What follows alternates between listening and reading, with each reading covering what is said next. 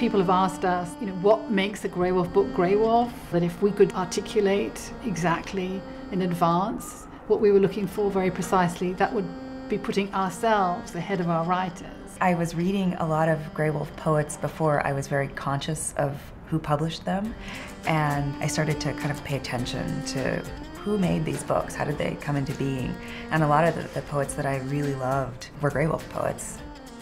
If we were going to grow, if we were going to really get a little bit of flexibility in the budget for more risk-taking, for more growth, to go to the next level as publishers, which is what we had said we were going to do in our strategic plan, we needed additional funds. So we said that money was going to increase sales and increase our backlist and bring us to the next level. We would have a new kind of success on the list.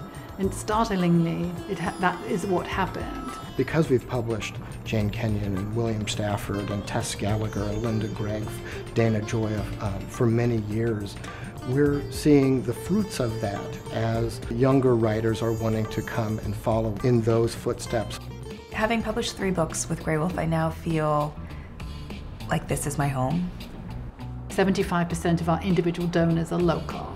They understand that 6 publishers control about 80% of everything that is published, that some of the risk-taking is going on in the small non-profit arena. I think as somebody who makes poems, you're very conscious of what the book looks like and feels like, and I think that the books that they do are also very beautifully done. Well, there's quite a lot of very important, interesting literature that's being neglected by the larger houses, and that would include poetry, translation, short stories, essays that are hybrid, which seem difficult at first sight to sell, and or indeed are difficult to sell. I think the reason why we stayed at the Black is connected with our ongoing disciplines and sound practices. There's just a constant practice always of looking behind. What did we do? Did we do what we said we were going to do? And where is what we are currently doing taking us? What are the ramifications?